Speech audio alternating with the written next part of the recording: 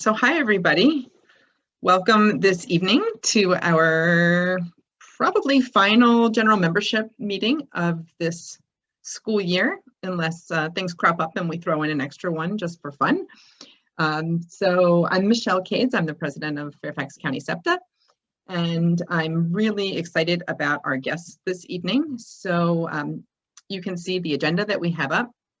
We're going to actually start out with Mike Bloom from Fcps, and then we will move into other announcements, and then we will have our guest speaker, Joan Green, joining us this evening. So Mike, if you would like to unmute and start with any excitement that you have to share with us, that would be fantastic. Great. Thank you, Michelle, and good evening, everyone. I just wanted to provide a couple of updates for everyone. The first update is regarding our special education conference that we held earlier this month on April 17th. And just wanted to let you know that thanks to our staff and you, our community, we had great attendance at the conference. We had over 850 people who pre-registered for the conference. And then we did have a number of people that were able to attend the live synchronous sessions that we held, as well as view the pre-recorded sessions in addition to those who pre-registered. And so what I really loved about this year's conference was that everything was recorded. So if you remember years past in our face-to-face conferences, we really were limited in our ability to see many presentations. We had usually 3 sessions that we attended, and unless you were attending one of those 3 sessions, the only thing that you really had access to after the conference on the PRC website was maybe a PowerPoint presentation, but you never really got a chance to hear through a recorded message of the workshop, the presenter present his or her material. And so the nice thing about this year's conference is that in addition to the 6 live synchronous sessions, all of our other sessions, and we had just about 45 total workshops presented at the conference, everything was taped and everything was recorded. And so right now, if you haven't had a chance to navigate to our special education conference webpage, all of that content is still up there and available to everyone. And probably the simplest way to get to the website is to go to the main FCPS webpage, and in the search box, you can just type in Special Education Conference 2021, or you can just put Special Education Conference, and you'll get in the list that comes up in the search box, the Special Education Conference website, and it'll say 2021 right on it. And so if you navigate that website, you will have access to not only all the pre-recorded presenters and workshops, but you'll also have access to a number of our exhibitors who also provided information on the website related to community resources. And again, if you've attended our conference in person in the past, you know that we typically had the cafeteria filled with about 75 to 90 community agencies, government agencies, Fairfax County Public School offices who were able to answer questions, talk with you, provide information. And so all of that is, again, uploaded online and available virtually for you. Some of the community organizations, they did provide some pre-recorded messages for the community. Some left materials that you could access and resources, contact information. So I would just encourage everyone to get on that conference website and start to look around a little bit. You know, some of the other things that we included was information related to our inclusion hall. So we have an area where we highlight some inclusive practices at some of our schools, and just give you an idea of some of the different things, innovative things that are happening at some of our schools. So again, I just wanted to give that reminder. If you haven't had a chance or didn't make the actual conference on the 17th, no need to worry. Just navigate to that website and you'll have access to all that information, which is great. And the other thing I wanted to update everyone on is our ongoing work with Dr. Ross Green. So last month I was able to share that we were collaborating closely with Dr. Green, and that what we planned on doing was hosting a number of meetings where Dr. Green would have an opportunity to talk with some specific staff to really get some input, some of their insights, perspectives, really sort of delve into a little bit more around our new restraint and seclusion policy and some of the things that the school-based staff, our administrators, our central office staff found, different in terms of the new policy and how that would impact our support to students and our support to schools. And so all of this was really geared for being able to provide a more comprehensive plan in scaling up his model of collaborative and proactive solutions in Fairfax County schools.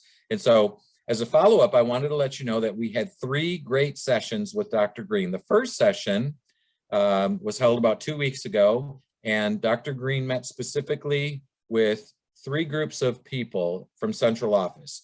He wanted to meet specifically with our team of behavior intervention teachers, with our team of ABA coaches, and with our team of our central office staff who support students accessing the adapted curriculum, and our central office staff who work with those students on some of the challenging behaviors and social emotional learning for those kids. And so that first session really provided an opportunity for those groups to speak with and dialogue and really be transparent with Dr. Green around, the things that challenge them, the successes. He really, is a master facilitator, I must say. He has a way of engaging the groups that he works with and sort of pulling out. He's structured enough to have a plan, but not so structured that he doesn't allow people to really be transparent and open and honest and give the feedback that they really want to give, which is really what his collaborative approach is all about, really being collaborative and really hearing and listening to the people who are impacted most. The second and third sessions were held last Monday, April 19th. The morning session was a 3-hour session with a select group of administrators, and I think I mentioned this last month. And so we had administrators from a number of our elementary, middle, and high schools. We did target administrators from our CSS sites. We also had administrators from our center-based programs. So the administrators from Burke School, from Key Center, Kilmer Center, from Quander Road School, from Cedar Lane School. They were all in attendance at the meeting. And similar to the meeting with our central office staff, he really had an opportunity to dialogue with principals, assistant principals, and really sort of talk through their, again, perspectives, insights around our new restraint and seclusion policy, and really wanted to sort of gauge their thinking as we start to plan, again, more comprehensively for the model in Fairfax County schools. And then the afternoon session on the 19th was dedicated to our school-based instructional staff. So we had about 75, I'm guessing, school-based staff, which included teachers, special education teachers. It included some instructional assistants. It included some special positions. We have a position in some of our schools called the crisis resource teacher. And so a number of those individuals were on the call. We had some related service providers. We also had some of our clinicians. So we had some representatives from psychology services, social work services. And again, the goal for the 3 meetings was really to gain insight and perspectives from multiple stakeholder groups within our schools.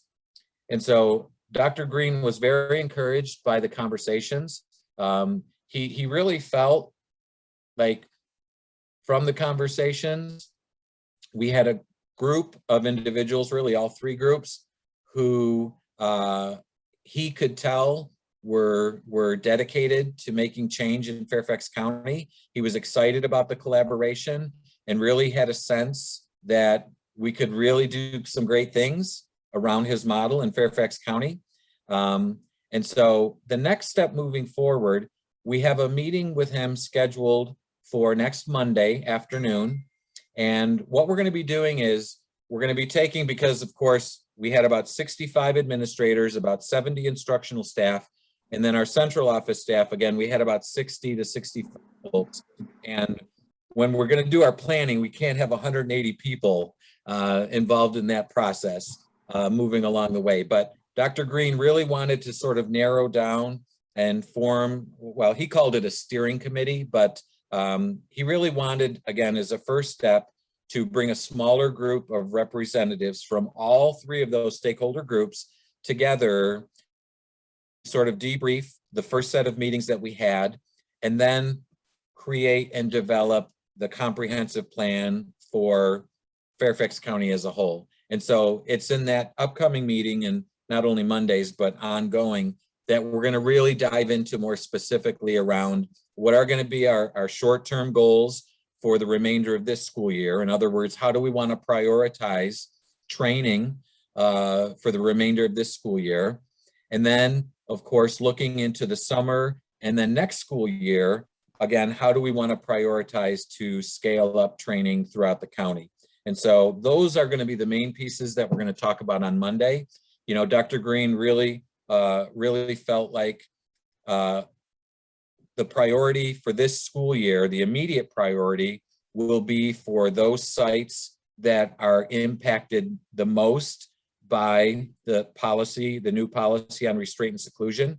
And of course, we know that many of our comprehensive services sites and our public day sites, you know, the data sort of bears out that those sites in particular have had the most instances of restraint and seclusion. And so I'm guessing, and again, we're going to talk more and flesh this out a little bit on Monday, that that'll be our initial priority for the next weeks ahead to do some training around those sites. And then again, developing a more comprehensive plan, because when you scale up to 200 school sites, it becomes a little bit more challenging logistically with teacher schedules and access to teacher time and, you know, all of those other pieces that sort of play into a large division-wide professional development plan. So I'll continue to come month to month and update this group. I think really, I know this may be your last meeting of the year, but I can continue to update your leadership in SEPTA pretty regularly once we have meetings with Dr. Green, so that as they send out communications, even if you don't have a general meeting, you'll maybe be able to get some additional updates as we move along. Because at some point too, Dr.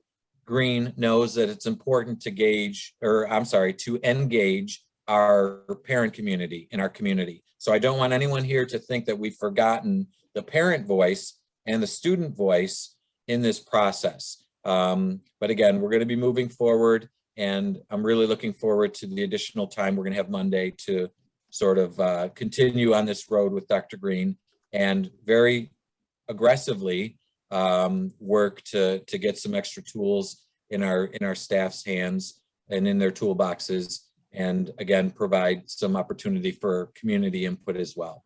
So that was the main input and update on Dr. Green. Again, we're really excited. He's been wonderful to work with, and I'll continue to update SEPTA as we move along. So those are big updates, SPED conference and Dr. Green. I'll take those updates. Thank you very much. That's fantastic. I'm delighted to hear also that he's not forgotten about the parents and the community. So that was on my list of questions for you. So we'll look forward to that down the road. And I will, in a little bit, be updating everyone on just some of the topics that we've been talking about with you so that everyone's in the loop. But thank you so much for your time tonight. And we really appreciate it. And we'll see you later then. Okay, great. Thank you so much. Thanks very much. So jumping on, whoop, hold on. I'm like people need to come in, Michelle. Yes, I just saw that, and I don't know why they stopped popping up on my screen. I don't see anybody either. That's yeah. I've been watching. Okay. Glad it's not just me. We will see. Sherry, I don't know who those people are. But I don't think they're in our waiting room right now. So let me see. Okay, jumping back to our agenda. Sorry about that. Michelle, Dr. Boyd apologized for not being able to make it tonight. She was double booked on a meeting. Amanda, I'm going to ask if you can poke around a bit on the waiting room issue. That would be fantastic. Thank you. I'm going to move ahead just with our other announcements before we get into our speaker. Elections. Again, we are still in virtual land. So what we're going to be doing is sending out our ballots to our paid members by email. You should receive it tomorrow morning. The ballot will be open until Friday close of business. And we're asked that you please go ahead and vote and send that back in. We did not have any nominations from our virtual floor when we sent out notification about that. So keep an eye on your email for tomorrow. Next, let's see. Rich, would you like to jump in and give us our treasurer update? Sure. Can you give me screen sharing? I sure can try. Hold on one sec. Thank you for your patience here. All right, hopefully you have it now. Okay, make sure I share the correct thing. So you don't see my work passwords. Okay, so going through this quickly just because it is required in the bylaws when there's a meeting. Just a financial report to update the membership where this is at, where we are at with things. So this is the March 31st. We do at the end of every month financial report. Top part here is revenue, and we've done really well with membership this year. We've exceeded our goals with that, which is great. Donations is always kind of a weird thing. You know, we're not really actively searching for those. We search more for grants, if you will. So regular donations through PT board, that's where people will do a membership and they'll give us extra money. So we're at that. Haven't got any sponsorships, fundraising, a little behind, but some of the stuff we thought we would do in person this year just, isn't happening. And then as far as grants go, we got a couple of grants from other PTAs. Overall total receipts were 4,700 and our budget was 15,000, but because of COVID and last year and what we didn't spend, we planned on using $10,000 sort of reserves or overlay from last year that was in the approved budget. Expenses mainly has been grants. We haven't done anything with events. We haven't done anything with awards, which is a big item here, which is going to be coming up. We still have some awards money expenses to do from last year and this year. These are the grants as of the end of last month. So what you're about to hear a little further in the session doesn't include a few. Just some other basic expenses we've had. Everything's itemized through here. And then our net revenue receipts, we're doing pretty good right here as far as we're ahead on what we're taking in. Bank account balance at the end of the month was $13,741. So if anybody has any questions about this, you can put it in chat. You can reach out to me in the Facebook in the group. You can send an email to treasurer at fairfaxcountysepta.com. These are publicly available to anybody in any details. I'm happy to go over any expense that we've incurred with any member that is curious. That's all. Thank you very much, Rich. As always, I so appreciate all the work that you do for us. Awesome. We are good to go. And actually, speaking of money, I'll get to that in a minute. The next thing on our agenda, though, is join our board. It is that time of year for those of you who are involved in your PTAs at your local school. You may be aware that now is the time when we're looking to line up our board for next year. And we are eagerly and excitedly looking to add new faces into our board. We encourage anyone who's interested in getting more involved to please reach out to us and let us know. You're welcome to just send an email to me, president@fairfaxcountysepta.org, which I can stick in the chat here. One sec, because I can't talk and type at the same time. Fairfax County. Michelle, can you explain for some of the new people the difference between the board and the officers which are being elected today? Absolutely. So the officers who are going to be elected electronically when we send out the ballot to you are our president, vice president, treasurer, and secretary. And then our board is also composed of many appointed positions, which are our various chairs. So for example, that might include fundraising, communications, membership, outreach, events. I could go on and on. So we really try to divide up the work because as parents and staff and community members involved in special ed, we know that everybody has their hands full with their families or their work. And we really try to divide things up. And I have to tell you, this year's board has been a phenomenal team. I tell them that every time we meet, and the fact that we've never sat at a table together is pretty amazing, given everything they've done. We do have a few board members who are moving on, and so we'll probably do some shuffling as well. So we're very much looking forward to getting new folks. We're especially looking, if anyone out there has skill in web design or working with websites, always looking for people who are technology savvy, because I've shown you over the year that I clearly am not. And we're always looking for help with social media as well.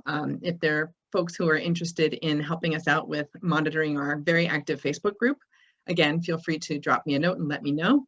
But we definitely have some big picture long-term goals that had to take a little bit of a back burner because of our crazy year, but we're really looking forward to getting back in person and working on growing our organization since we're still really young.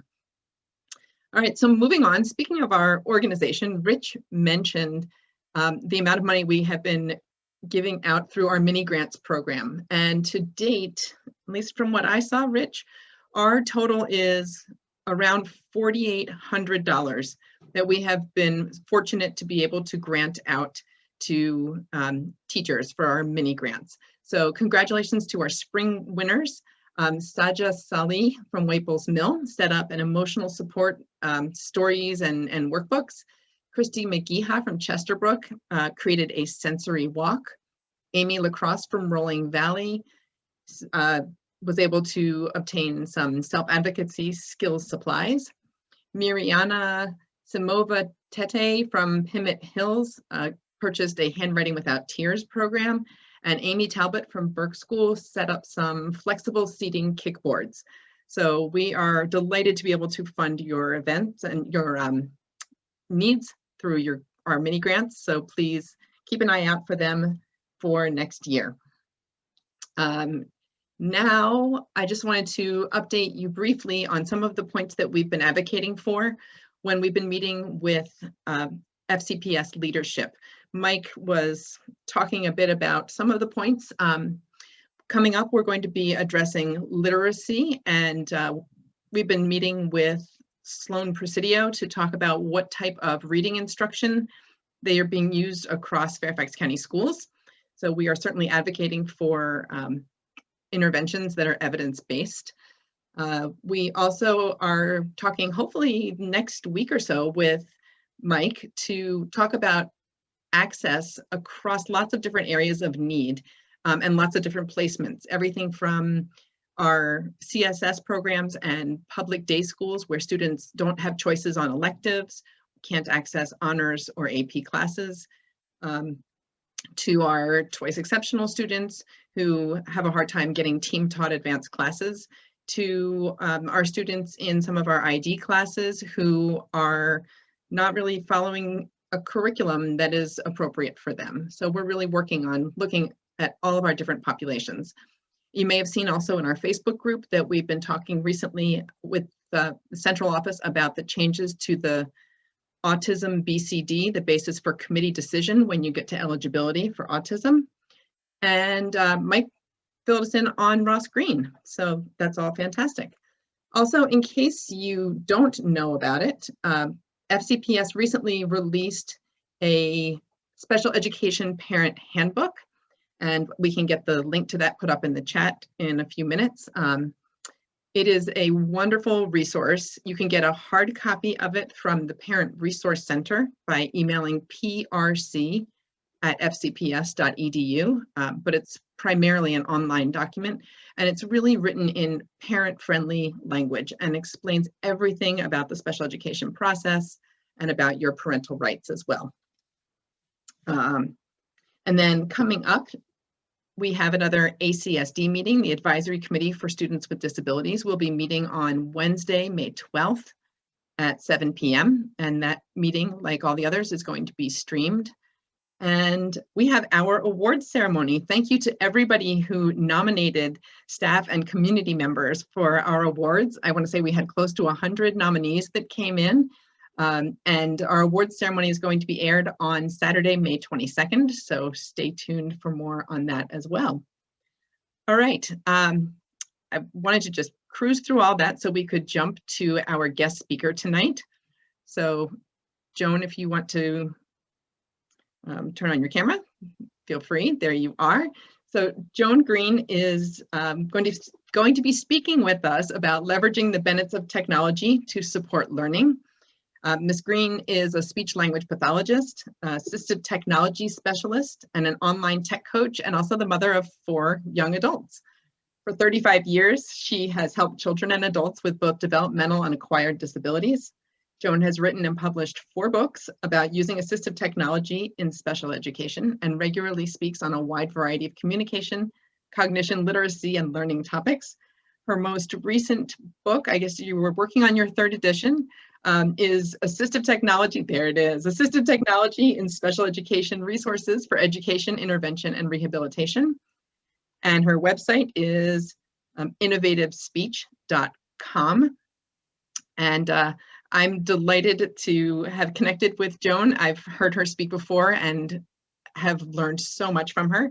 And it's also delightful to meet with her because she and I went through the same undergrad and graduate program and at Northwestern, and we were fortunate to get to work with some of the top folks in the field many years ago. And I can guarantee that she has an excellent foundation in our population. So without any further ado, I'm going to turn things over to Joan. We have the captions up right now on Zoom. You can override that, and I don't remember how. So right now I'm sharing my screen and I have captions on so that they'll be saved in the recording. And now for those of you, it's really, I just did a whole presentation all about captions. So you can choose to see the Zoom captions or not. I suggest you turn them off because they're basically the same quality as the ones that I'm showing you automatically at the bottom of the screen. So you can just find where it says CC, and if you don't see captions, then just, you know, you can turn off the Zoom captions. It gets confusing now because before there were no options for captions, but I think it's really important for people to be able to view captioning. So what I don't know, and I apologize, is I don't know how to walk people through how to turn off the captions. I think let's see here. If you just click on more, if you don't see, let's see if I can do it.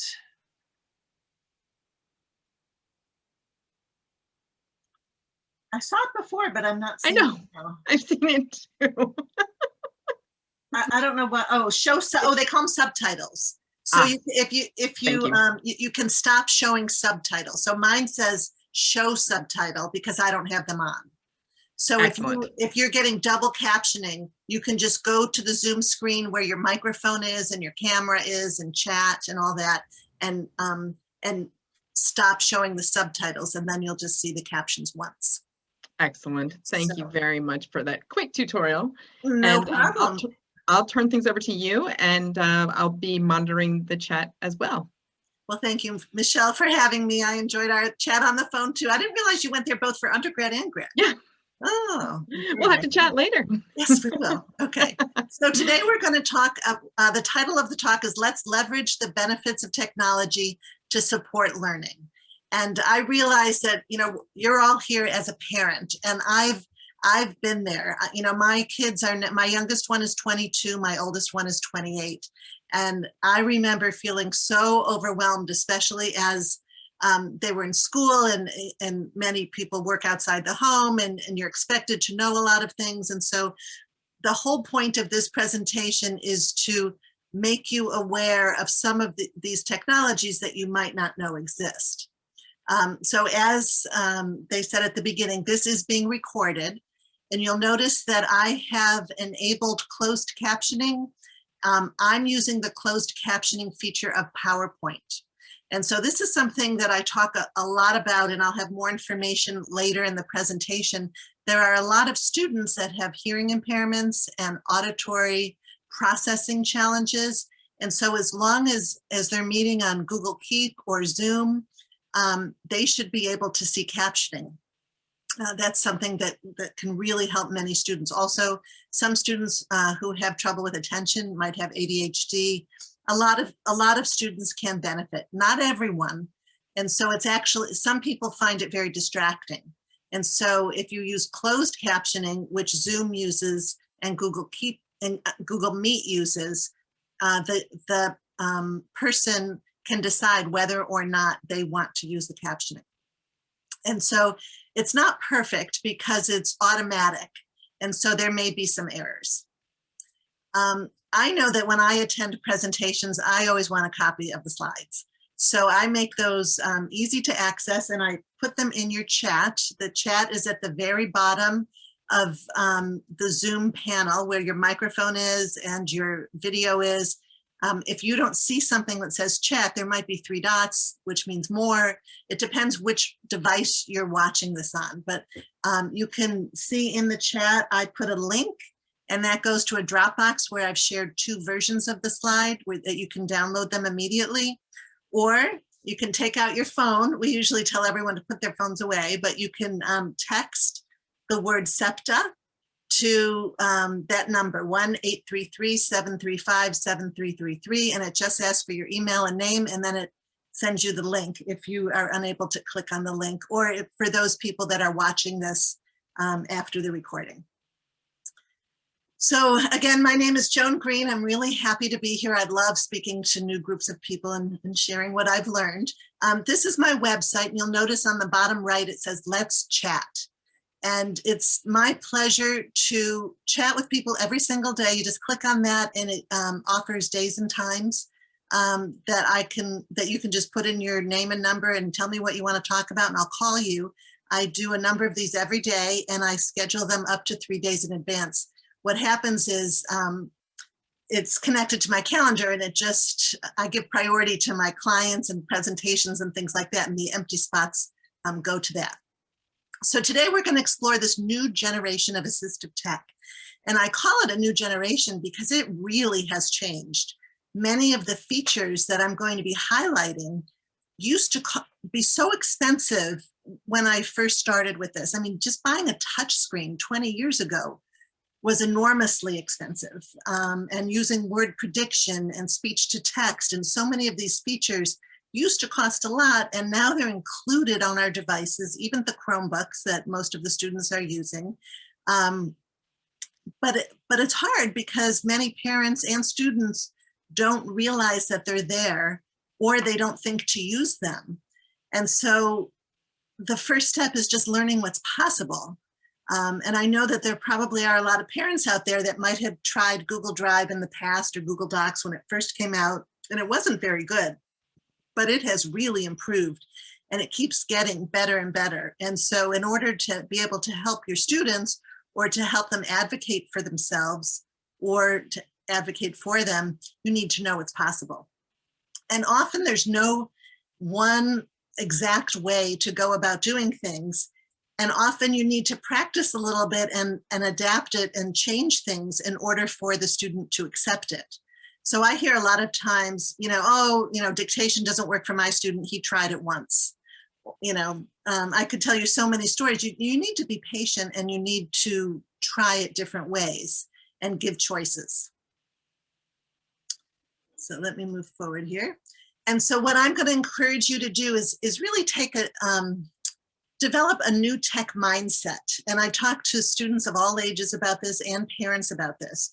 So a lot of times technology gets a bad rap. It can lead to so many problems, and it's bad for your eyes if you're focused on a screen too much, and it causes kids to have a shorter attention span, and you can get into so much trouble with technology and doing inappropriate things online. I mean, we need to be careful, and we need to help protect our kids and teach them how to use it appropriately.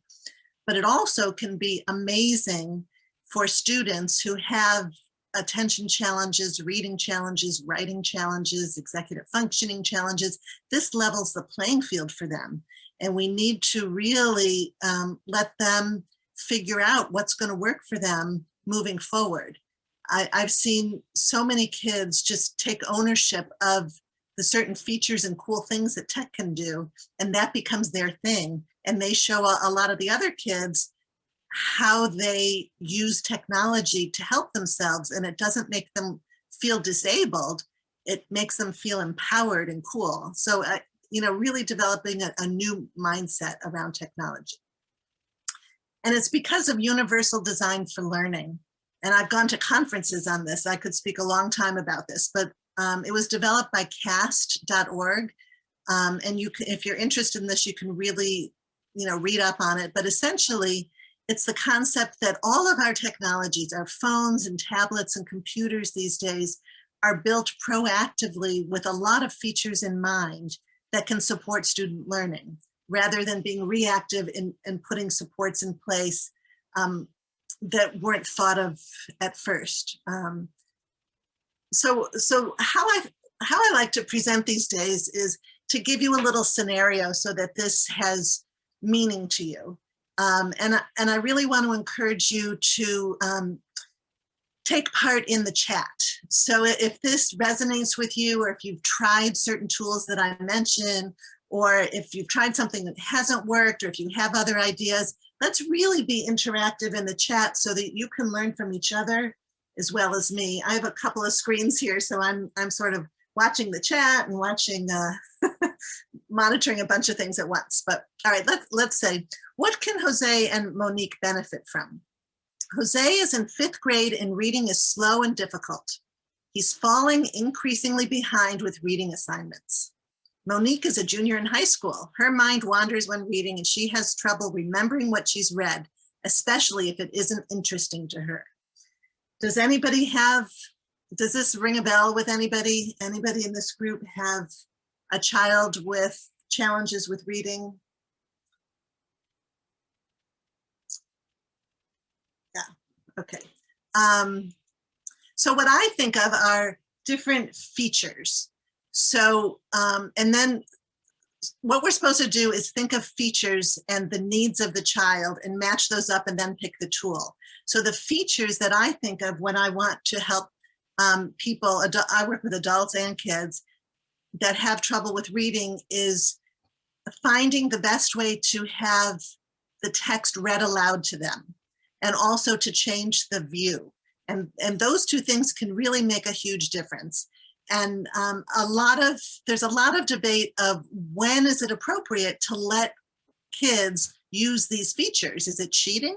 They should be becoming better readers. And what I usually say is it depends on the task. When kids are younger, they're learning to read, but as they get older, they're reading to learn. And if they aren't strong readers, pretty early on, we really need to give them any tool that we can that's going to help them access the information that everybody's learning, or they're just going to get further and further behind. So you can continue to improve your reading skills while you're using assistive technologies that, and it's just assistive technology because without it, you can't do a certain task. So most of these technologies are mainstream now, but we refer to them as assistive technology because you need them to succeed. So, clicked on the wrong thing here. Sorry about that. Okay. And I do have, if you go to my website at innovativespeech.com, I have a free download that goes over my 5 ways to make reading easier. And I'm going to share different resources with you as we go along. And so every single operating system now that you use, whether it be Google, Microsoft, or Apple, they all have the ability to read out loud and to change the view. And so once you determine that that's something you want to do, you just search for it, and there's so many video tutorials that can teach you what to do. So here are some links featuring the accessibility of these different operating systems. And then when you're trying to figure out how to do this, it's almost like learning a different language. You need to know what to look for on the different devices. And depending on what device you're on, it'll be a little bit different. So you really just have to learn this new language of tech. So whenever I see a symbol like this, like with the 4 horizontal lines, and the last one's a little bit shorter, to me, I know that's the reading view. So if you're in Edge, or you're in Safari, or you're in Firefox, up on where you type in the URL in your browser, a lot of websites have reading views that will just automatically make it a lot easier. Or if you're in the Chrome browser, you can have an extension. So you would have to go to the Chrome web store and download an extension, which is like a little mini program.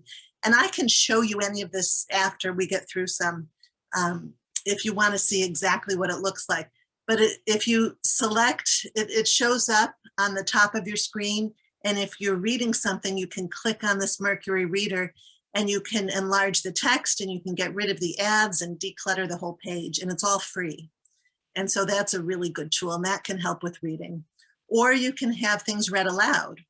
So there's this Read Aloud Chrome extension, which, like it says, will read aloud. And there's a lot of research that says that it's really best to highlight the word in one color and the sentence in another color. As your eyes watch the words, you also read with your ears, and you do it all at the same time. And there's research that says that that actually helps the reading process. I was here at the beginning with the meeting, and I am throughout this presentation going to share with you some links of presentations that were really great by FCPS assistive tech folks. So here's a link where they talked all about Natural Reader, which is a tool that they're using a lot to help kids access material read out loud. Or if you're on an iOS device, an iPad or an iPhone, going into the accessibility, the settings, and then accessibility, and then clicking on spoken content, and then speak selection and speak screen. I'm not going to get into all the nitty-gritty of this, but just know that on every single device that you're using, you can have text read aloud. My personal favorite way to have text read aloud is the Read and Write extension by Texthelp.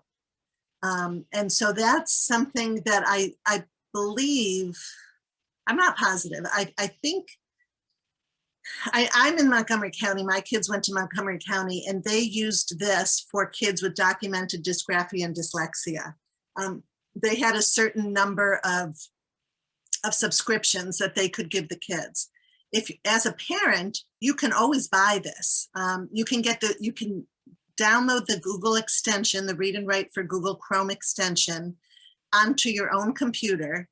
And then the bar looks like this. This is the premium version.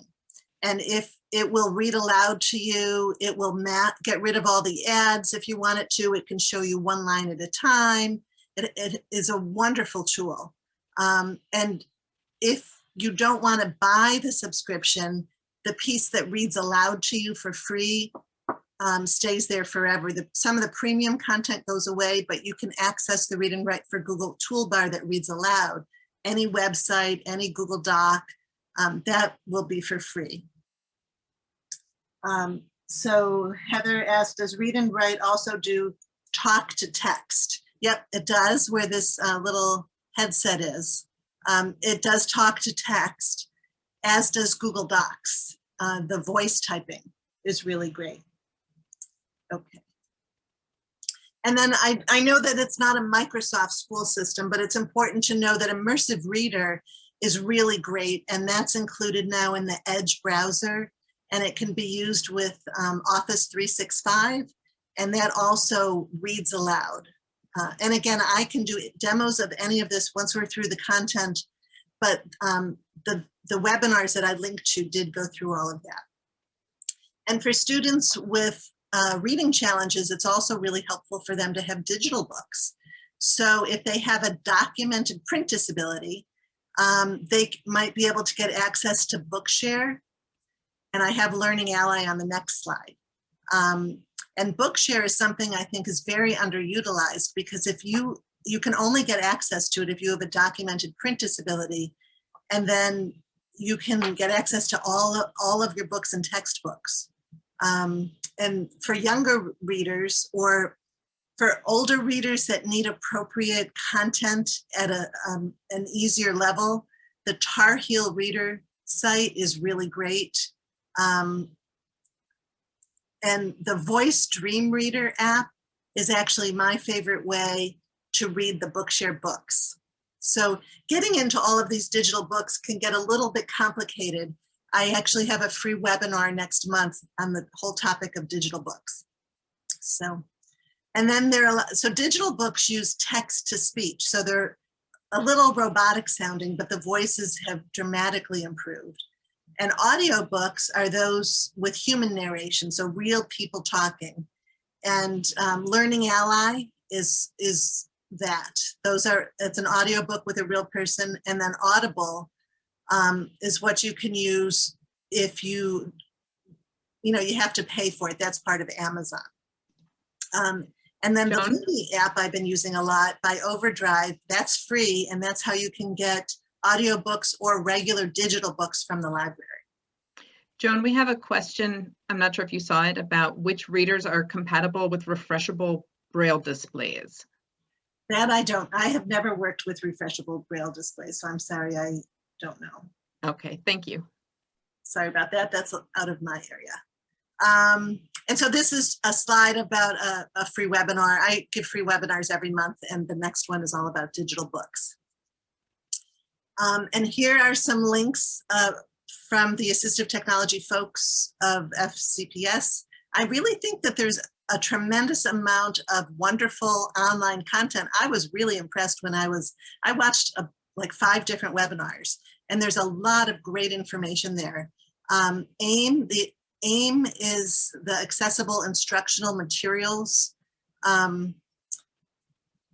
offering. I'm not quite sure what to call it, but you all have a lot. If there's a documented print disability, there are a lot of resources to use. The first step is just knowing what's there. So this is the site for those materials. And so, maybe it's underutilized, but I often work with parents from all over that just don't know about the resources that their schools provide. And this is something that's really excellent and would be good to know about. If any of you have experience with those, with AIM, be sure to share it, because that's not something that every state has. Any other questions about reading before I move on? Oh, thanks, Michelle. That's a great site too. Yep, I don't see any additional questions at this point. Okay. All right, so let's talk now about Jimmy. Let's see what Jimmy can benefit from. Jimmy has dysgraphia, a writing disability, and has difficulty getting started with written assignments, and he makes many errors when writing. So we're talking about writing here. Do any of you guys have, feel free while I'm talking about this to talk about tech features to help with writing. And so I think of speech recognition, so you talk and have the computer type, and also word prediction are the 2 features that I would think of the most to help kids who have trouble with that. And so all computers and mobile devices now can turn your speech into text. And a lot of people don't realize that.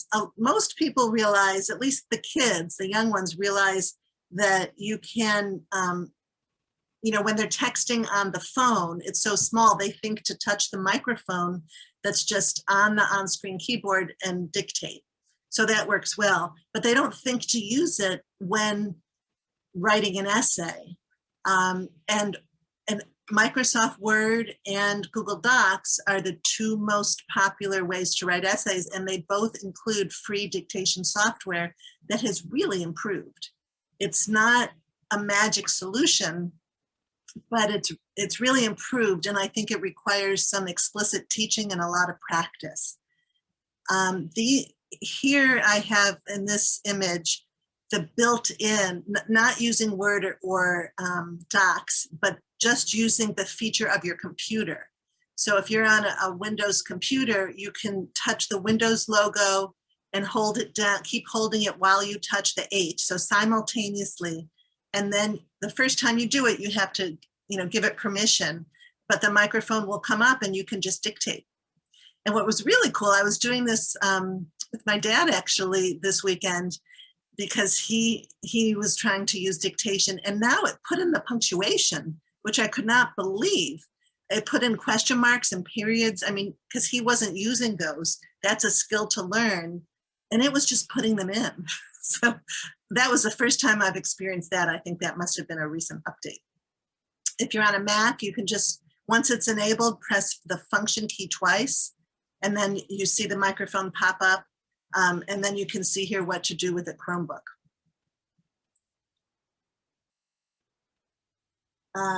Heather says that if you say the punctuation, it works, right? So you can say period, question mark.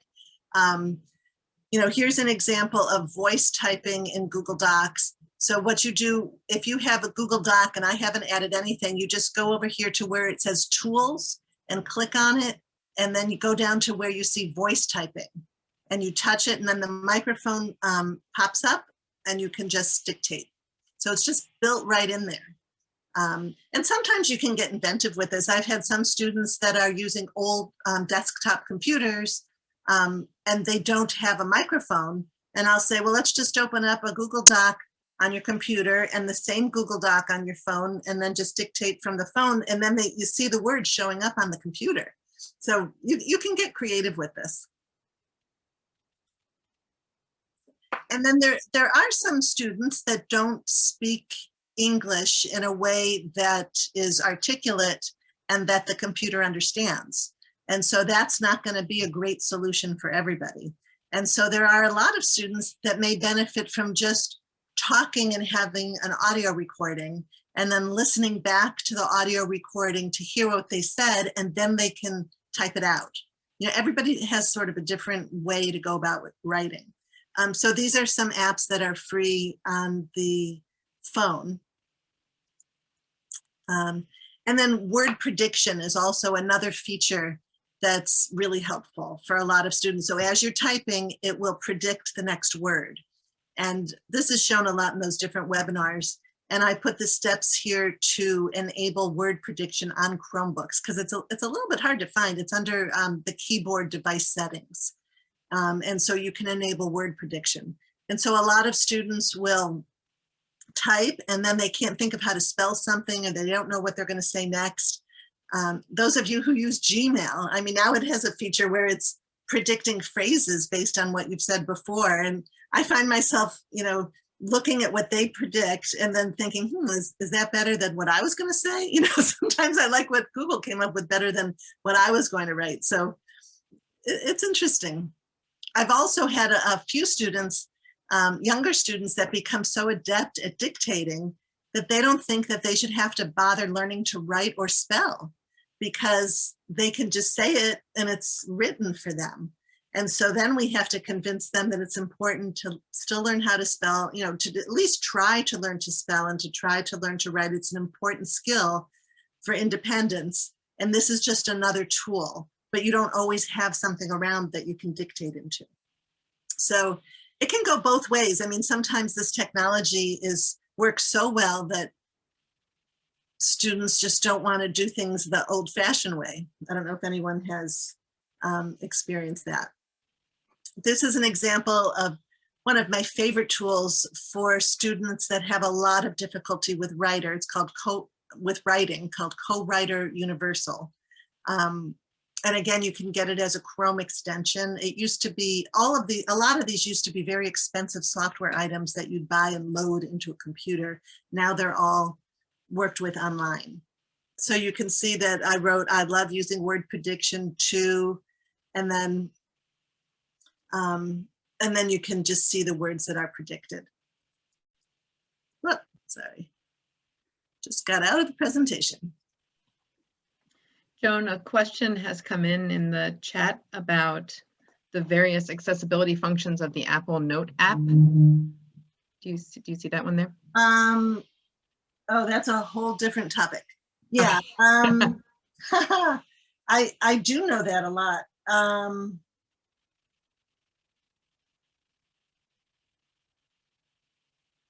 Donna is, yeah, I don't use Braille.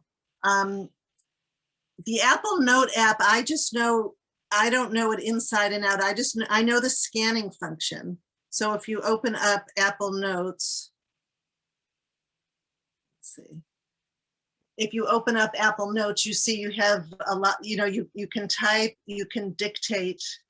And then up here, if you click on the camera, it does some really cool things. You can scan a document for free. So you just have the scanning feature built right into your phone. I just actually finished a whole course on just the iPhone. And we talked about this, but I don't know what other accessibility functions. I think I'll need to get through the presentation and then maybe I can get more into what you want me to talk about. Sure, thank you. Mathshare is a free tool by the same developers as Bookshare. And this is a tool for helping students that have trouble with writing deal with all the equations in math. So again, I don't work with math so much, but this would be worth a look if you have a student that's having a real tough time writing out math. And then more tools to help with writing. I've also, you know, after students write, it's really helpful to have them listen back to the text read aloud to make sure that it's saying what they want it to say.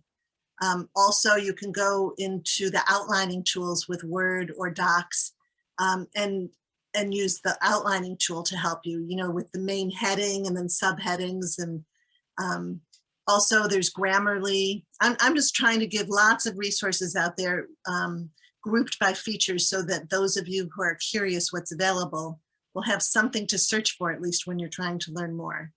Then there are also mind maps and visual webs. A lot of us used to use Kidspiration and Inspiration, and I think they went out of business, and then somebody bought them, and I think now they're back in business, but only, I forgot, maybe only on a PC. But I've really come to like MindMeister. That would be something to look at if you're looking for something with templates and visual organization that can handle videos and images and dictation. And it, you know, it's just another way to approach writing that's not so linear. And then I'm really liking bookcreator.com, and you can get free versions of MindMeister and Book Creator. And that's just a really good tool for students that are really reluctant writers when you want to engage them and maybe have them put in videos or images of a vacation or some kind of story they create. And then they can speak and type and create books, digital books. Any other questions for algebra? So it does variables, exponents, etc. You know, you'd have to look more into that. I know Equatio, EQUATIO is another tool. That was actually my comment. My child's math teacher is having them use Desmos, DESMOS, which is amazing for doing algebra on a keyboard. Great. Yeah, everybody share what you know, because we're all coming at this from different angles.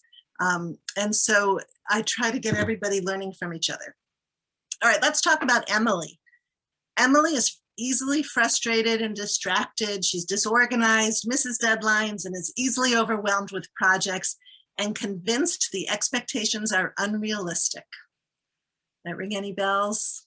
I mean, I remember when some of my kids would come home and they were just so stressed and overwhelmed, and we would just sit them down and try to, you know, figure out what they had to do that day and how long it would take, and we would write it out. And I'm going to show you some tools that may help de-stress them and also just to help with productivity.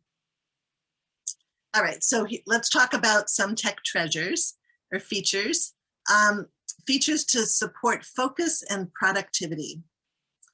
The first thing that I always start with, and if I forget, then I'm reminded as soon as there's a distraction, is to make sure that the students are, turning on Do Not Disturb on their devices. So if they have a phone and you can go pull down and go to the control panel and find that moon, click it so that you are not going to be disturbed. Or if you're on, this is a picture of my Mac, you can go on the top there where there are the two lines and just click on Do Not Disturb. And on every device, there's a way to turn off notifications and distractions. So we know that the kids have to have their tech to do their work. It's not like we can put it away. We just have to manage what they're paying attention to. And different families have different rules for this. And you can be, as I think I have a slide here about how, you can really lock it down and just give them access to certain things.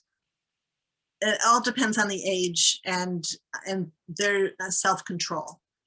So everybody's different how they manage this, but I think that it's important to know that you can turn on Do Not Disturb. And that's something that I use all the time.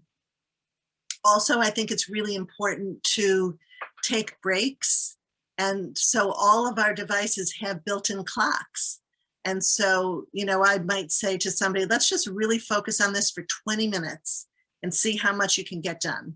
Or let's finish this and see how long it took, and just the more you use a timer and you really focus on things, the less time gets wasted. And then I try to get the kids to buy in to, this is for them so they can free up time to do what makes them happy and that they want to do. Just let's be efficient. Our brains can't multitask. You lose momentum and cognitive sharpness when you go back and forth all the time between tasks. So just, set a timer, limit distractions, and focus. I'm also really into using the smart speakers, especially if during breaks, I want people to get up and move around or go outside or something. And so, the notification that'll pop up after the timer's done might not be appropriate if they're away from their tech. So I tend to use these Echo devices a lot. Alexa, remind me to leave in 20 minutes, or, if they're missing classes or they have a deadline time for something. And here's the slide I mentioned that can really help. These are some apps that I have a number of families using just to help manage attention and what their kids are doing. Also, when I'm helping with organization and time management and planning, the Google Calendar is fantastic. And so my preference is to help, like, students of all ages really these days should have their own calendar and their own appointments. And at some point, we as parents want to back off. I mean, it's fine to have a family calendar and to put doctor's appointments for them, but maybe they can put in their social things just to get them used to using a calendar and getting reminders when things are due, and looking at the time they have free, and color coding things. I'm flying through this pretty fast, but I think any students that have attention challenges and executive functioning challenges really need to be keeping a calendar. And one of my favorite apps is Google Keep. Does anybody here use, oh, I see Michelle says that one of her sons uses the Forest. Yeah, that's a pretty popular one too. Do you want to tell people about Forest? Sure. For what little I know about it, actually the funny story on it is that I tried so hard to get my son to use Forest when he was in middle school and high school, And then he refused to, and then discovered it in college and said to me, I'm using this great app called Forest. And I said, yeah, I've been trying to get you to use it for 5 years. And he was very proud. But essentially what happens is it's a do not disturb app, and you turn it on, and then over time, little trees grow on your screen, and your trees become like a little forest, obviously. But apparently it has a peer-to-peer setting where you and your friends can like compete to see who has the biggest forests and things like that. So yeah, there are a lot of great things out there now. And if I mention anything like Google Keep, really I could give a 3-hour lecture on Google Keep. And so just getting the gist of it and then going and searching for it and watching video tutorials, that's how I teach myself everything. But Google Keep is one of those apps that when I'm working with families, this often is the one tool that makes the biggest difference. And so how this works is you can go to keep.google.com and bookmark it. So, you know, if you're in Chrome, you just select the star, and then I'll share. I just want to get through this, and I'm going to actually show you everything. And so, or on any of the devices, you can download the Google Keep app. And then what happens is it's a note. And so I like to show the check boxes and just have students, you know, I mean, as parents, if we do the grocery shopping, I know I have 4 kids and I shop for my parents and my mother-in-law and a whole bunch of people. And so I have my parents also have a Google Keep app, and they put all the groceries that they want, and you can move things around, and you can have subheadings, subtasks, and then you can check things off after they're done. And you along the bottom, you can see you can get reminders, even GPS-based reminders. You can have additional collaborators where you share it with people and pick different colors. So, and this could also be, you know, a homework, what kids have to do after school that day. Or it could be all the people they want to invite to a party. I try to start with fun things that they'll buy into, or maybe movies they want to watch, or fun things to do on an upcoming vacation where everybody in the family shares it and puts in their ideas. And it's searchable. So it can be extremely robust. I know some people that you know, use this every time they have an idea, they want to capture it and they put it in here, and you can have different labels and group things by labels. But it's all free and it really helps. And when you open up a Google Doc or a Google Calendar, the Google Keep icon will show up on the side by default. And there are really creative ways that you can use it. And then Google Drive. So for students that have executive functioning challenges, you know, gone are the days of leaving homework at home, even once we go back to school, because if you're organized, you will always have access to your Google Drive and for content that you've put in it. So even though a lot of the students may be using Google Classroom, or if you're moving to Schoology, I always want to make sure that there's also Google Drive and that they're staying organized with folders that are color coded, and that you always access a document from a folder, and that there's some rhyme and reason. So maybe a folder for each year in school or a semester, and then for each class, so that everything has a home and you're organized. So sometimes students aren't doing that and they're just creating new docs all the time, and then they're searching for docs, but then they might not know what they named the doc, and it just gets to be a mess. So, and then Gmail work, you know, if they have a Gmail address, is it the school's address? Is it their personal account? And then how to be efficient with email, how often you check it. These days, it's really very cool. You can click pause inbox if you're trying to really focus and you don't want to be tempted to be checking your email all the time, so that you reduce your distractions. Or if you like to only keep a small number of emails in your inbox, you can snooze certain emails that you don't even want to deal with till next week, and then they just come back till later. So you right click or 2-finger tap if you're working on a touchpad, and you can be really efficient with your Gmail. So these are just little tricks, and sometimes they can make all the difference. Right. So remember the milk. Yeah. So iStudies Pro is a calendar app for students. And so that can come in really handy, especially when you have block scheduling, things that don't are difficult to schedule in Google Calendar. 30/30. Yeah. Sherry, do you want to talk at all about any of these apps or not so much?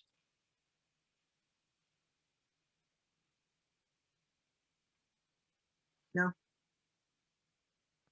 You recommend for class? Okay. All right, let's talk for a little bit about tech treasures that having to do with the screen. And so I think especially with all this distance learning, these can be very powerful. The first one is making sure that the students know how to take a screenshot. You know, I take screenshots all the time so that they can capture the screen. I mean, you could take a picture of it with your phone, but it's a lot easier to just, you know, on my Mac, for example, I'll press Command Shift and then 4, and I can capture part or all of my screen. And there are different ways to do it on all of these devices. So I wrote these down, but that can be a really good way to remember what took place in a class. And another huge game changer, I think, is to use 2 screens. So to have a separate monitor. I know that all 4 of my kids and my husband and myself, I can't work on just one laptop anymore. I have to have 2 screens because it just makes things so much easier to deal with. But if you are just working with one screen, then you can split the screen and have 2 windows open. And so if you don't know how to do that, you can just move the windows around. You can always say, how do I split the screen on my Chromebook? Or how do I split the screen on a Mac? And see the details. I do have a blog post on my website all about that with the steps for all the different kinds of devices. But just knowing it's possible. Okay, let's talk about Luke. What could Luke benefit from? Luke has trouble understanding what he hears. He has auditory processing challenges that appear to others as a hearing loss. So people that are having trouble hearing and understanding, I think about captions and syncing audio to notes.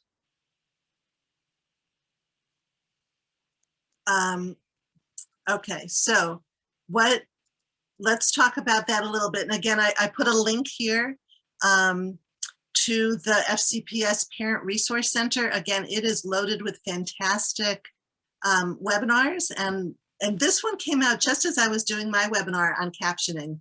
And it was interesting because we talked about a lot of the same things, but I put this link in here for you all. And just know that Zoom now offers captioning.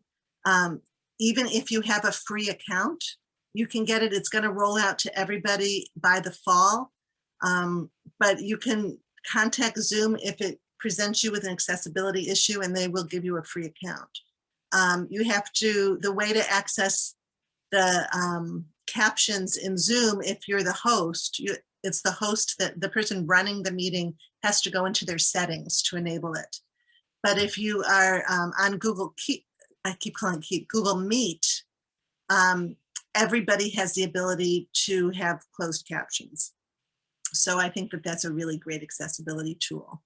And then if you're the teachers, if they're presenting with PowerPoint or Google Slides, they can enable captions just like I have so that all the students can see it. If they're not using Google Meet, if they're in the classroom and just projecting onto the screen. So I think this use of captioning has really come into its own just in the last few years.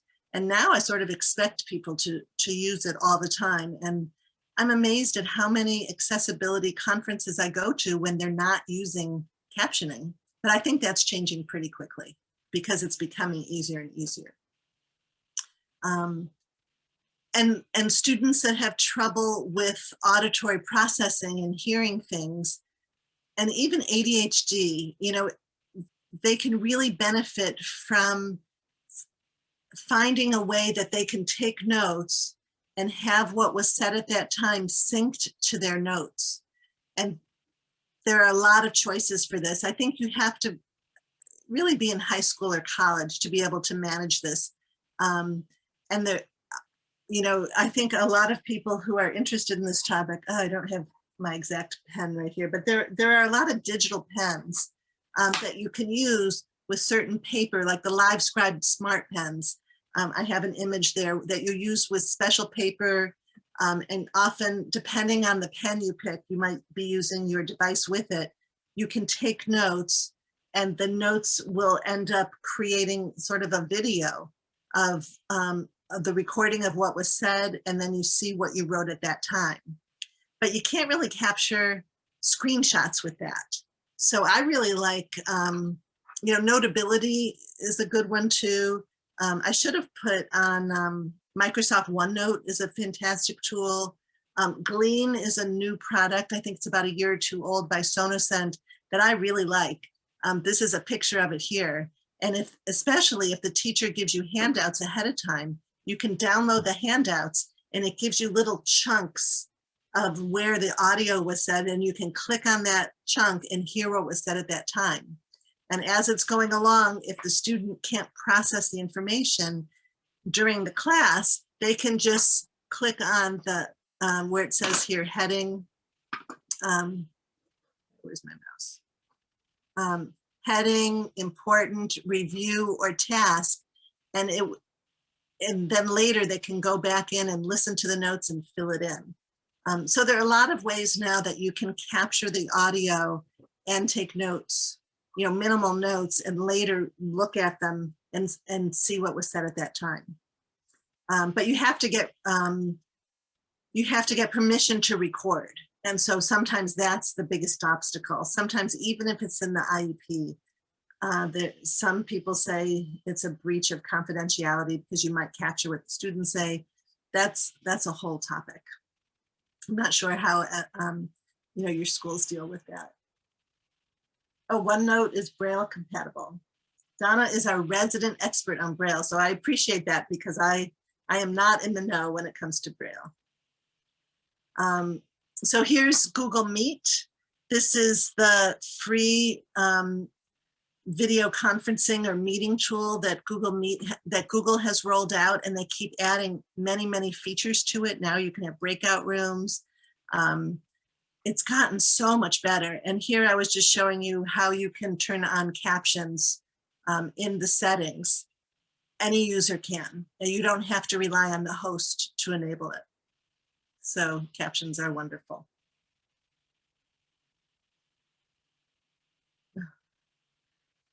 Donna, no need to apologize. I'm glad that you're chiming in. Really, anybody is welcome to chime in. I would love to hear from everybody about what you know, because we're all in this together. We're all parents, and it's hard to keep up with all this. My entire business revolves around keeping up with technology and helping speech pathologists and teachers and parents and students. And I try to stay to the scope of practice of what a speech pathologist often deals with. So Braille just isn't something that I know about. Okay, this is the coolest thing. This, you can get you download Scribble. It's a Chrome extension. And what it does is automatically, after you're done with a Google meeting, it will give you a transcript of the meeting. I mean, I just think that's the coolest thing, and it's free for a limited number of uses, but I forgot that I installed it, and then I was on a Google Meet session, and afterwards, I got what everybody said in a Google document that's just automatically created. So I thought that was amazing. So for some students, this may be a godsend. Okay. And then here I was just talking about Zoom when we were talking about captioning, and this is the link that you would click on if you have a free account and you want to get access to the live captioning feature. So, because right now it's already available in all paid Zoom accounts, and the free accounts will roll out to everybody in an update this fall, but if you want it now, you can get it.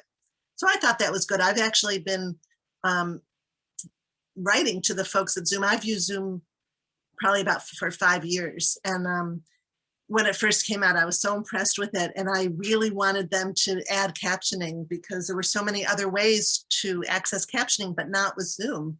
And so I kept writing to them, and I was so glad they were going to only offer it with the paid subscriptions. And I really felt it was an accessibility issue and that you shouldn't have to pay for it. So I was really happy about that. This is another wonderful way to access live captioning. If you go to your Chrome browser and you go to the settings, if you go to the advanced settings and then accessibility, you just toggle on live captioning as long as you have an updated version of Chrome. And then all of a sudden, if you're watching any video or listening to any audio, it will be instantly captioned in a black box for you, and you can move that around if it gets in the way. But I thought that was really great. So even if you're on a Zoom, if you're in a Zoom meeting where the host has not enabled captioning, if you're using the Chrome browser, if you've joined Zoom on Chrome, you can get it captioned.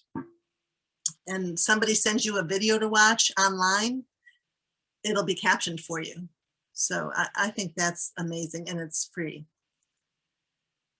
Okay, so here's some more links for the approved digital learning tools and FCPS. And also I had spoken with the folks at ATS, and they said that any parent that wants to learn more about assistive technology for their student should go to a school case manager, because I guess that person stays with the student the whole time, even if they've switched schools. And that person, and they will let you know which AT resource teacher would then be able to help you. But I think that it gets hard because a lot of these tools are available to everybody. And so I've shown you a lot of tools, but whose job is it to teach these tools to the kids in a way that will empower them, especially if they have documented disabilities? I don't know who's in charge of working directly with the student to teach them. Perhaps the teachers, but the teachers are so overburdened already. You know, should the parents be in charge of this? A lot of parents don't feel tech savvy and they don't know what's possible. You know, it's difficult. And a lot of these tools are free and available to everybody. But if they're required by the student in order to access the curriculum and stay engaged, they should be written into the IEP or the 504, and then they need to be taught to these kids. And so I know it's hard. It's hard. There's not enough of the AT staff. Their job is to empower the educators. So I'm sure there could, I mean, in every single school system that I speak to, there's a lot of concern about all of this.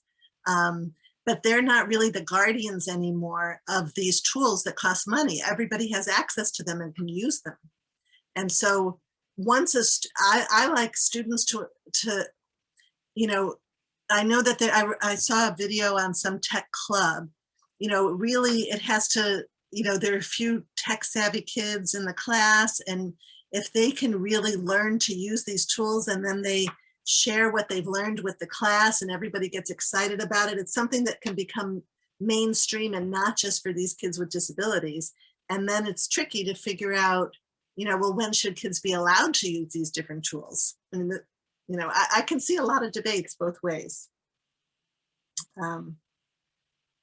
Okay. And the last few slides are me just showing you about some tools, some things that I offer that can help parents learn. And then I can show you how some of these work and answer questions. We have a little bit more time yet. I do offer, I gave a 3-hour presentation with Dr. Brian Friedlander, who's another assistive technology person. And then what I did is I took all the videos and they were for college students, but really it's all good for high school students too, just older students. And so what we did is I broke them down into 5-minute videos that are really easy to follow, and took people through a course to introduce all the steps of all these tools. So I think it's a really good course. It's still open till the end of June. It's a self-paced online video course. And then I also, here are images of my most recent webinars, and you can still access all of them for $25. So I offer them all for free. I'm trying to figure out a way to sustain this, doing so much for free that I do. And here's my book, Assistive Technology in Special Education, Resources to Support Literacy, Communication, and Learning Differences. This is on Amazon and a lot of online sites. And I have a free Facebook group, IST Tech Savvy Solutions, that everyone is welcome to join. I think we're up to about 600 people now. I'm trying to get it more interactive so everybody's helping each other. And again, I offer lots of free 15-minute phone calls for anybody who wants help figuring out their next steps. So, and I love presenting and teaching courses and doing webinars, so I'm open to free requests. And we have a question here, Joan, which I think is one I've asked in the past in one of your workshops too. Recommendations for apps that students can use to turn a document into a fillable or writable PDF, which is especially helpful for students with dysgraphia who might need to fill out applications, or, I mean, I can think of lots of ways. I mean, I usually labeling things. I tend to use Kami, K-A-M-I. I don't know if that's one that you all use or are familiar with. I'm not familiar with it, and I can certainly say firsthand, I asked my own child's team about finding a way of taking a document and making it a fillable PDF, and my child's team responded with, that sounds like really neat technology. We don't know if it exists. Well, it'll take a PDF. So it'll take a PDF, and then it says, what do you want to open it with? Here, I'll open up Kami. So this is the tool. And does Kami, is that one where you can also take a picture of a document or a handout or something like that and turn it into a fillable document? Donna's telling us Adobe can create a fillable PDF too. Yeah, Adobe can do that. So, but you're talking about as a student or as a teacher? As a student, if a teacher has a worksheet that the kids are doing, and can the student take a picture or a screenshot or something of the document and then be able to type in it? They can scan it and upload it as a PDF. Okay. And then put it into Google Drive. So you can use the Notes app, the Notes app of this. There are a lot of ways to take a picture and upload it up into Google Drive, and then Kami will OCR it, optical character recognition, and so it would look something like this, and so what you can do is you can mark it up with text boxes. It's not a fillable PDF, but you can annotate on top of it and save your annotations. So I don't think technically it's a fillable PDF. Does that make sense? But you can write on it. I mean, if there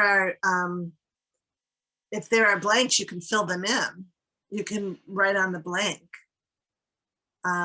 There are also a lot of people that what they'll do is they'll upload a worksheet and they'll make that the background of a Google slide.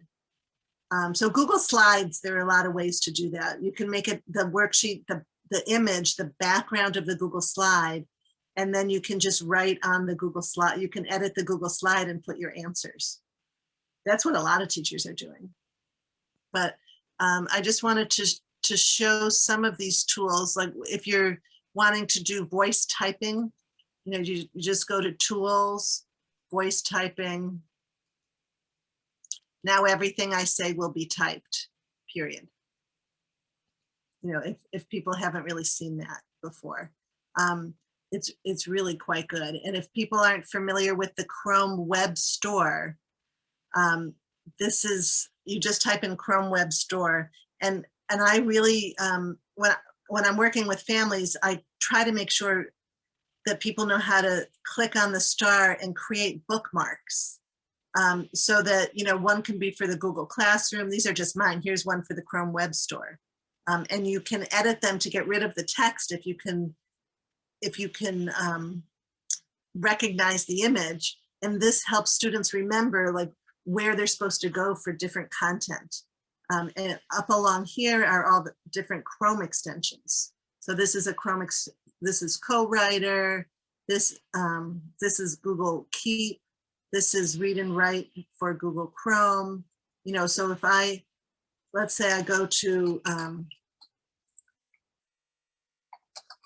yeah, because I'm sure there's some people that haven't seen some of these tools. So if I go to a site like National Geographic Kids, let's say, and then I find some text that I can't read and I want to read this, I can open up this Read and Write for Google extension.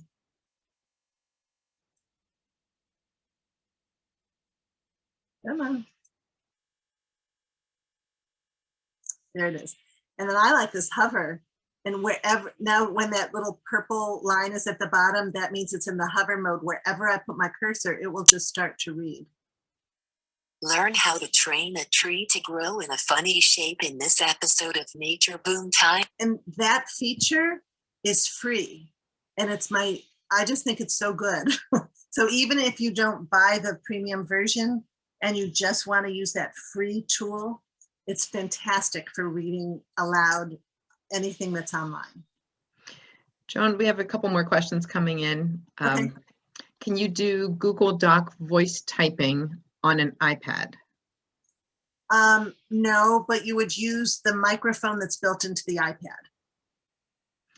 And another question, any recommendations for pen readers? Many students say pen readers are too slow. So are you talking about these kind of pen readers?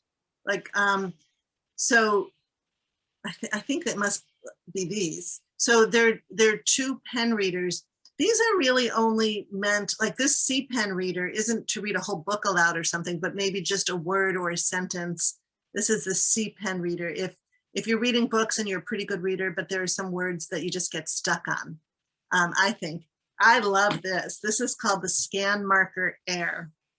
And just so you all know, I don't sell any of these and I don't get any kickbacks from anything. I'm just sharing what I like. This is. Would you close your screen share so that we can see the pen better? Yes. Please. Thanks. Thank you.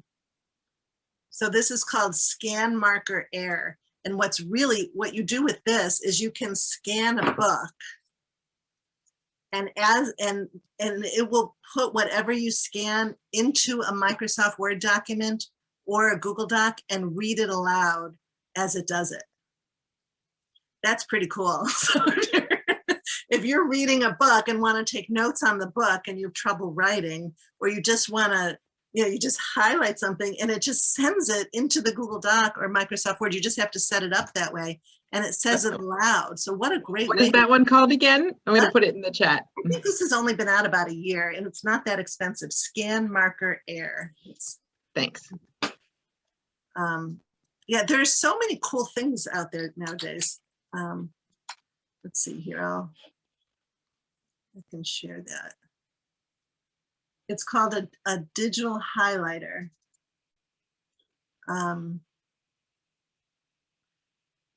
Yeah, instantly scan your notes. I just want to see how much it is. $116. I mean, I really think it's worth it. For an older student, I think that's really great. And it's pretty accurate. I've used it. Okay, any other questions? I don't see any more coming in, but if anyone has any questions, we are a small enough group. You are more than welcome to turn on your camera if you're comfortable, or let me just unmute. demo this Google Keep, and then I'll let somebody talk. But I just want I really want to make sure everybody sees what this is. Absolutely. So this is called Google Keep, and many students are not familiar with it. But once they see it, they really buy into it. It really works. So let's say after school, they want to make a list of what they're doing. So you take a note. I always go to this little drop down and show check boxes. And if a student's really stressed. Oh, we need you to share your screen again. Oh, sorry. Thanks. If they're really stressed, So I went here and I clicked on, I'll do it again, show check boxes. And and you can give it a color, you know, and they just think they have too much homework and they can't get it done. And I don't like busy work and I don't want to waste their time. I'll say, okay, what are your classes in? And they can split the screen or have a second monitor, and they might say, okay, English is going to take them 20 minutes and maybe math is going to take 60 minutes. I don't know. And then social studies is 15 minutes, and they can time themselves as they want. And then, you know, they want to have a snack and they need to walk the dog. And then they can think, oh, they want to walk the dog first. That it can put them in a different order and move things around. And then if the parents want, you know, you can share it with a parent or something so they don't bug them, and they can just see that they're making some progress. And then you check things off as you do it. So it's just a really simple tool, but it can be really robust. If you could write a whole paper on this, you could use it to organize a report. And then if you open up your calendar, let's see. So if I go to calendar, I just want to show you how it shows up on the side. I just want to.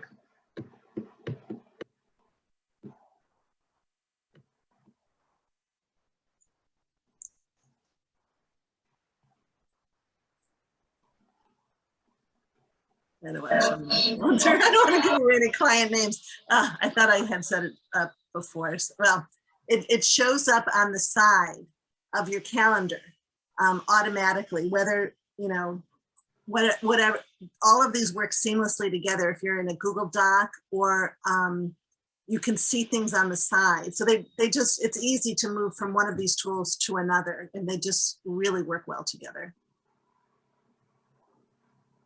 Okay, any other questions? Somebody commented, I'm not seeing the voice option on my iPad keyboard in Google. So in Google Docs, so if I open up, so I'm going to open up my iPad and I'm going to go to the Docs app, Google Docs app. So you're not working online, you're working in the app. So hopefully, so if you open up Google Docs, and then let's say I'm going to start a new document.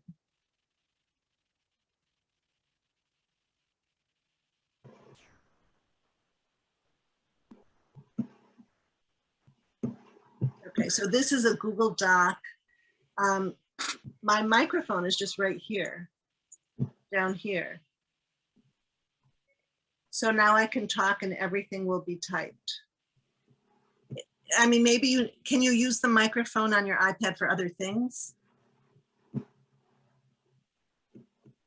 So it's not called voice typing. You won't see the voice typing option with the Google Doc on an iPad. You just have to use the microphone that will show up in the on-screen keyboard when you're typing. Hopefully that helps. Hello? Yes. Can you hear me? Yeah. This is Amy Courtney. I am a longtime school psychologist and educational advocate. I work privately. My granddaughter, who is 5 years old, has apraxia of speech.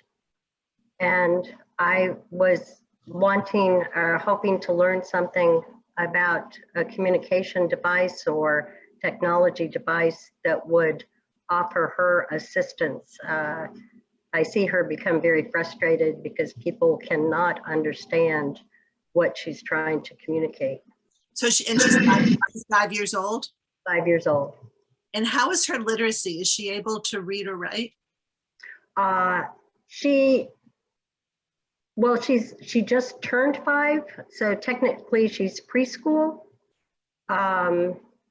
She's not writing, but she recognizes some letters, numbers, counts, and so forth. But I kind of witnessed her give up because people can't understand what she's saying.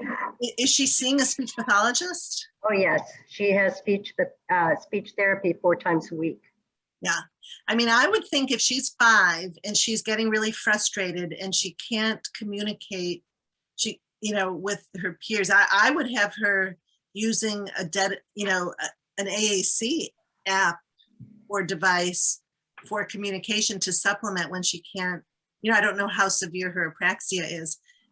Is she using anything, any app? No, but she can adapt to a computer very quickly. But currently while her speech is developing, it's still, the most she can put together is 2 words. I mean, at 5 years old, I would really think that there are, if you contact the assistive technology folks in the school system and they do a comprehensive evaluation, I would think that they would start her with some kind of augmentative communication device just to help, as it's not going to hurt her speech in any way. It will only help. Right. Her needs known. Well, she's had the testing, and we are going to have the meeting probably in the next upcoming weeks. And she was evaluated by the assistive technology person, but as you know, being in this field a very long time, it sometimes is very difficult for parents to access for their children what they are supposed to have. Unfortunately, I see that far too often. Yeah, I am. I mean, I thought about presenting about different AAC, but I think that when we were brainstorming ideas for this, we talked about what would pertain to most of the people. You can call me, or I am happy to give you resources and to go over the different apps, because I have really strong feelings about how to model AAC and a lot of the evidence-based apps. And in your area, there's some fantastic speech pathologists that are really great with AAC. Well, and I would like that. I wrote down your information, and that's kind of what I thought, that I would give you a call personally, especially after I hear what they propose, and it would be beneficial. Apraxia is kind of out of my wheelhouse, but certainly I work with children who have, and I'd also be interested in talking with you about, I'm interested in how you approach the technology, because I'm also interested where I work with adults who have never really embraced the fact that they have visual motor processing problems, and therefore, because of their visual motor processing problems, they can't spell, and they've never even learned how to use. The IQ is a factor that we fail to take into consideration, because the higher the intellect, the more creative the individual is in getting around their weaknesses. Right. So, right. I work a lot with, twice exceptional students who are very highly gifted with some challenges, and they mask a lot of, they can really shine with a lot of this tech. I also work with adults with developmental disabilities. I work with seniors who've had strokes and head injuries. Fairfax Hospital was my first job. That's where I worked for a while after I got my master's. So there's so much potential. This tech, these assistive technology features can help so many people, just regular seniors. I work a lot with seniors. But it's like you said, they have to be coached sometimes on either trying it a second time or understanding the value of why that becomes essential for them and being able to do their work in an appropriate amount of time. Sometimes they don't consider that. They get so used to their work being very laborious for them that they don't kind of step outside to look at what the other possibilities are. And so I do appreciate that you touched on that sometimes that first trial might not go well, but when they get practiced with it, they become quite good at that. So. Right. And I think a lot of time, there's no exact right or wrong with this. And some kids and adults try something once for 2 minutes, don't like a voice, and then they hate all digital books, you Right. know? Yeah. And, yeah. or, I mean, I've been talking to parents recently where their kids are in college or their kids are in high school and they read everything aloud to the kid and type for them. I mean, they do everything for the child. And I think they're doing a disservice to the student, but the Yeah. service wasn't really, the student never gave it a chance. Right. I always use the analogy that sometimes you see kids riding a bike and there'll be one that just can't master it and they'll be running behind the other kids who are riding, and then they abandon those attempts, but then they get on the bike at 10 and they can ride it, and you can't pick out the one who couldn't ride, you know, at 6, but now can ride at 10. But it's because those developmental skills were then there. Right. And by revisiting the task, they were able to accomplish it.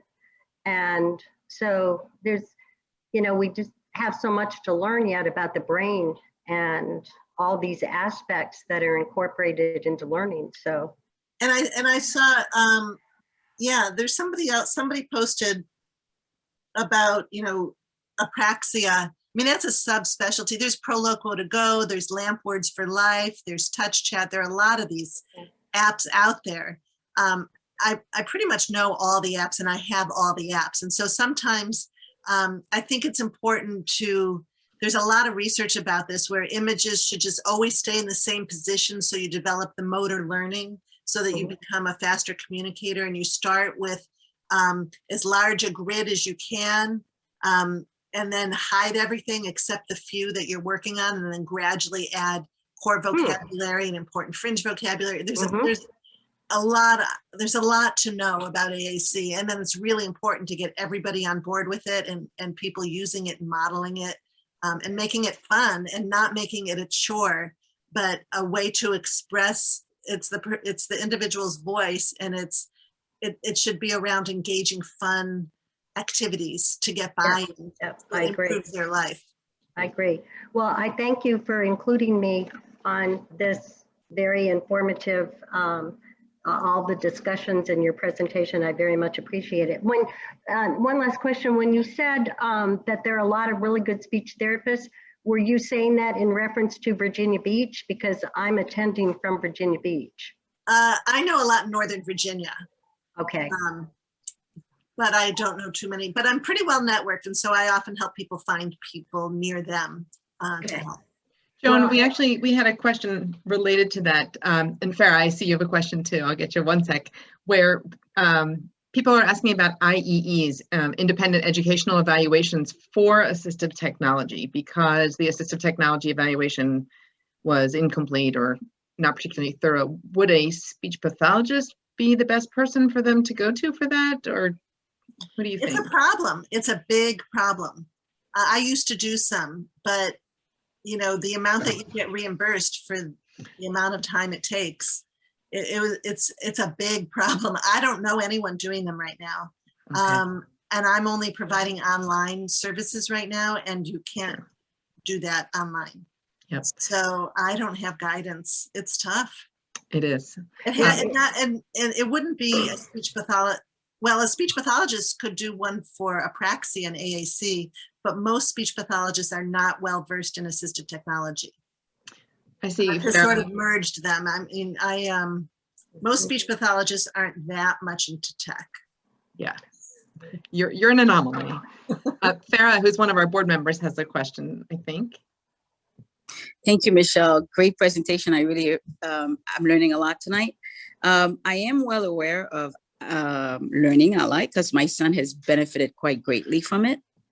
And I'm one of the parents who's kind of in a grieving period right now because he's graduating from the school system, and I'm trying to figure out how he'll be able to maintain access. I know it's not possible to the school system, but I wasn't sure if you had experience with older students who are. I think you can get even adults can get a subscription to Learning Ally. You might have to pay a little bit, but as long as he has a documented print disability, you as a parent can get an individual membership. Same thing with Bookshare. Great, thank you.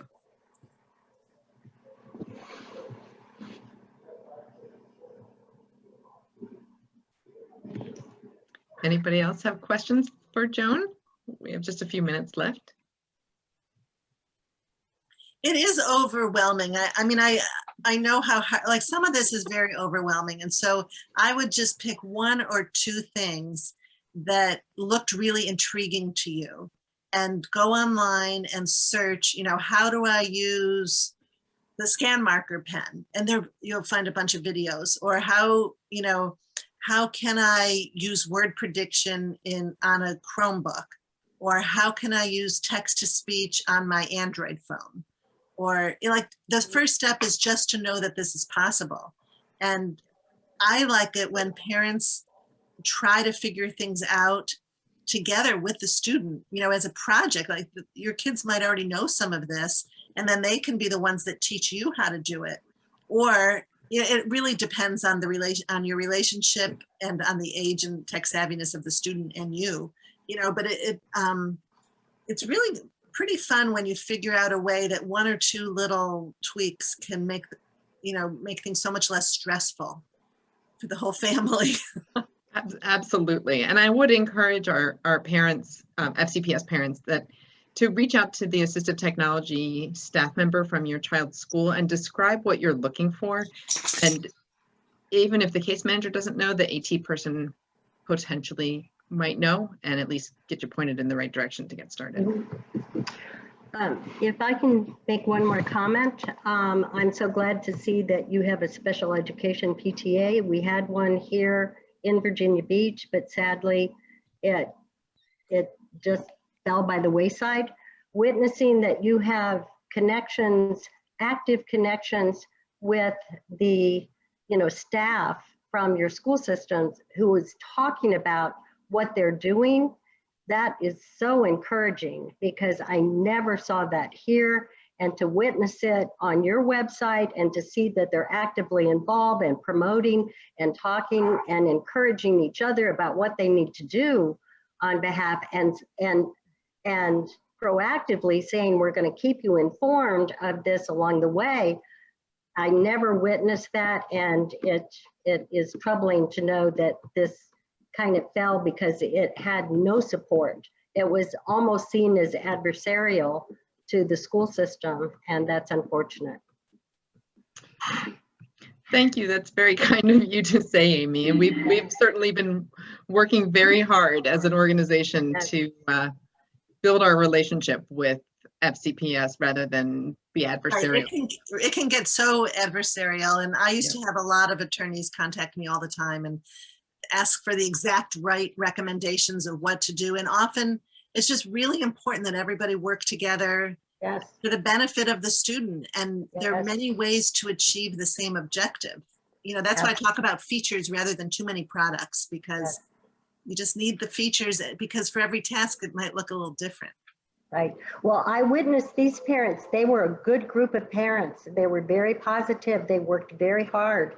And I think they kept it on board for about 5 years, but then it just dwindled. And the sad part was, what I witnessed is that all the other PTA meetings were advertised, but I never once saw any of the special education students taking home the notice that the meeting was going to be, how it was going to take place and so forth. And that to me was, there were so many parents that had no idea that there was a SEPTA organization locally. And it was just unfortunate. Well, I think that on that note, I'm going to take that window that you opened and remind those of you who have hung in here until the end that we are absolutely looking to bring more folks on board in our board. And we certainly encourage you to reach out to us if you're so interested. Looking at the clock, I want to respect everyone's time and say thank you very much again to Joan for her time tonight, coming to present to us. Whenever I hear Joan or I read up in her Facebook group, I always end up down this rabbit hole of the internet reading about so many different apps and opportunities and technological things that I don't know how to use that have the potential to be really helpful. So thank you very much again. A pleasure. Thanks for having me. And I wish everyone lots of success and a good rest of the year. Thank you. So thank you all very much for joining us this evening, and stay tuned for our award ceremony later in May. Have a good night, everyone.